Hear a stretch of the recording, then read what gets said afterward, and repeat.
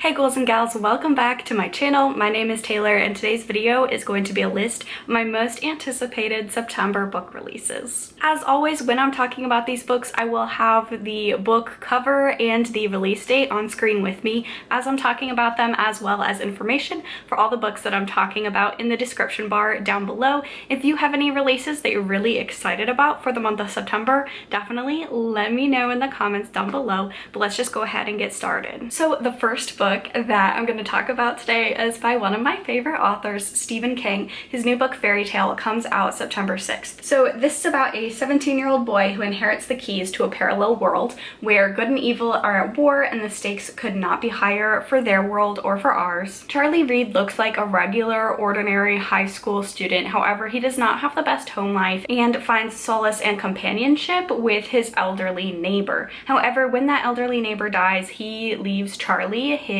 whole entire house, including a strange shed in the back of his property, as well as a video cassette that tells him a story almost too impossible to believe about a parallel world and a portal to that world where Charlie can now access. The shed is a portal to another world, one whose denizens are in peril and whose monstrous leaders may destroy their own world and ours. So Charlie has to become a chosen one, rise above his very mundane upbringing, and become a legendary hero in another world to save both that one and ours. I really love Stephen King. I'll pretty much pick up whatever he puts out. I'm really excited for this one because I tend to notice a lot of his more recent releases, especially the ones that are kind of more hard-boiled detective stories or crime stories, I don't like as much as the very speculative out there books that he writes. So just seeing that this is kind of his return to more of a traditional fantasy, I'm very excited to pick this one up. Speaking of Stephen King, next up, also coming out September 6th, we have The Weight of Blood by Tiffany D. Jackson. This is kind of supposed to be a play on Carrie by Stephen King, kind of a reimagining, and this follows a biracial teenager as her Georgia high school hosts its first integrated prom. So there is a whole synopsis. That's all I kind of want to know about it going into it, just because I am fairly familiar with the story of Carrie. I have heard that this is a reimagining, obviously with a very different kind of lens. I have heard wonderful things about Tiffany D. Jackson. I've never read a book by her, but I feel like this is just going to be like a perfect introduction for this author for me, because I love Stephen King, and I just think that the setup of this one and the things that are going to be explored in there are just, it's going to be like a wonderful horror premise, and I'm very excited. Next up, coming out September 13th, we have Silver Under Nightfall by Chupeco. This one says it's for fans of The Priory of the Orange Tree plus fans of Castlevania, so very intriguing mix. It says that this is full of court intrigue, queer romance, and terrifying monsters. It is about vampires. I'm absolutely excited. It says it's a gothic epic fantasy, and we are following Remy Pendergast, and he is the only son of a duke who's a legendary vampire hunter. Remy himself grows up to be a legendary kind of bounty hunter, vampire hunter himself, and he's a bit of an outcast in his own community, and it looks like there's a terrifying new breed of vampire that's sighted outside of the city. He prepares to investigate it alone. However, he receives an offer of help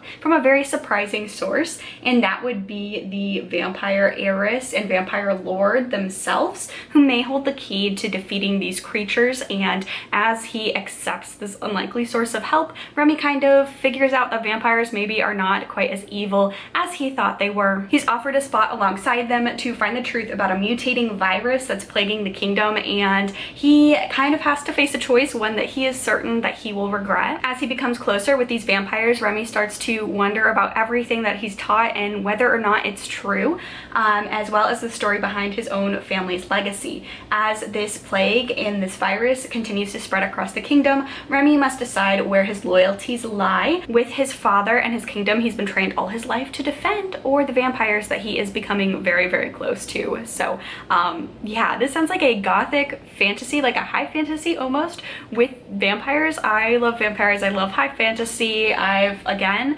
heard great things about Chupeco. I don't think I've ever read something by them, but I'm very intrigued. This sounds right up my alley. Sounds like the perfect kind of book for early fall.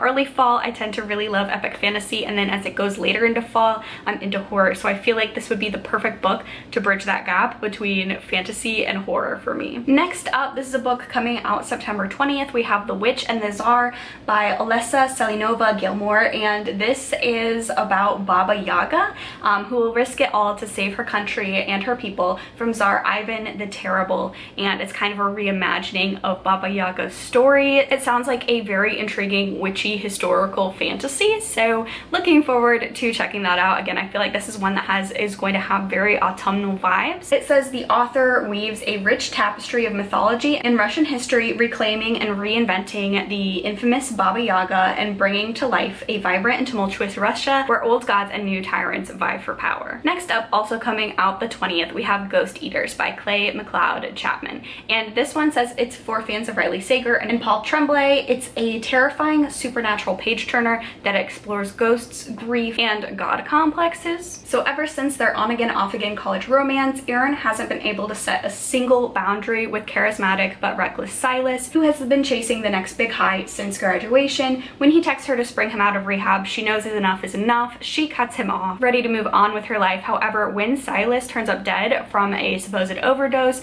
Hiron's life very dramatically falls apart. Hiron learns that Silas has discovered a drug that allowed him to see the dead. She doesn't believe it's real, but she agrees to a pill-popping seance to ease her guilt and her pain about her friend's passing. When she steps back in the real world, she starts to see ghosts from her southern hometown's bloody and brutal past everywhere. Are the effects pharmacological or something more sinister? And will Hiron be able to shut the Pandora's box of horrors that she has created? So this is a southern horror, and it says it will make you think twice about opening doors to the unknown. So that sounds very intriguing with the whole kind of pills. Maybe is it pharmacological? Is it psychological? Is it supernatural? I have read by this author before. I have enjoyed horror by this author before, so I'm very intrigued to check this one out. Next up, coming out the 27th of September, this is a book that I'm not really sure how to categorize it, but that would be Leech by Hiron Ennes, and this is maybe fantasy horror. In an isolated chateau as far north as north goes, the Baron's doctor has died. The doctor's replacement has a mystery to solve, discovering how the Institute lost track of one of its very many bodies. For hundreds of years, the Interprovincial Medical Institute has grown by taking root in young minds and shaping them into doctors, replacing every human practitioner of medicine. The Institute is here to help humanity, to cure and to cut, to cradle and protect the species from the apocalyptic horror that their ancestors unleashed. In the frozen north, the Institute's body will discover a competitor for its rung at the top of the evolutionary ladder. A parasite is spreading through the Baron's castle, already a dark pit of secrets, lies, fear, and violence. The two will make war on the battlefield of the body. Whichever wins, humanity will lose again. So I really don't know what's going on with that synopsis. Sounds kind of sci-fi horror, some medical horror, body horror, maybe. I'm not sure. All I know is that I'm very intrigued, looking forward to picking this up. It's got like a very eerie cover, perfect for spooky season potentially.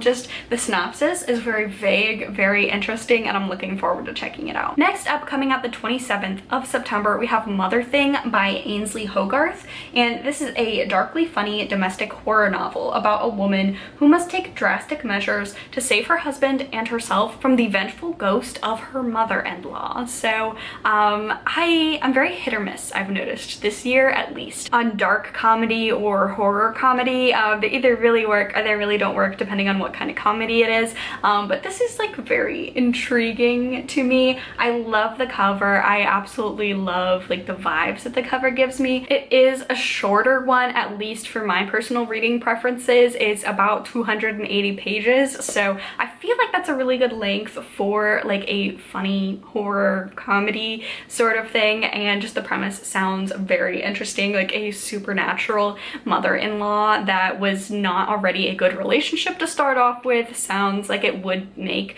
for a very funny, intriguing horror premise. And last but not least, also coming out the 27th of September, we have House of Hunger by Alexis Henderson. So this one is about a young woman who is drawn into the upper echelons of a society where blood is power. Our main character, Marion Shaw, has been raised in the slums. She's looking for a way to kind of elevate her own status and just get out of the life of poverty and misery. That is all she knows when she sees a help wanted ad that wants a blood maid of exceptional taste. She goes ahead and takes it. She knows little about the far north, where wealthy nobles live in luxury and drink the blood of those in their service.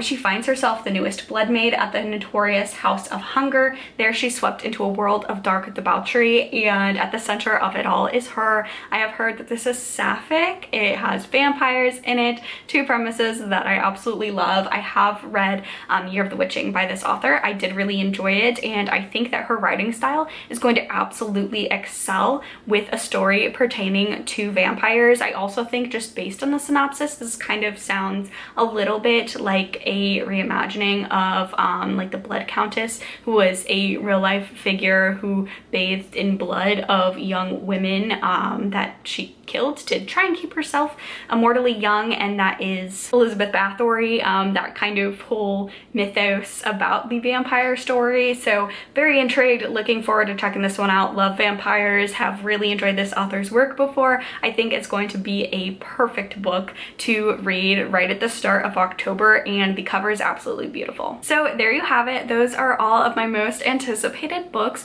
for September of 2022. If you enjoyed this video, please give it a thumbs up. Leave a comment down below letting me know what your most anticipated read of September is. Doesn't have to be a new release, maybe just whatever you're really excited to pick up in the month of September. Make sure you subscribe to my channel for more content from me. Stay safe, stay spooky, and I'll see y'all in the next one. Bye!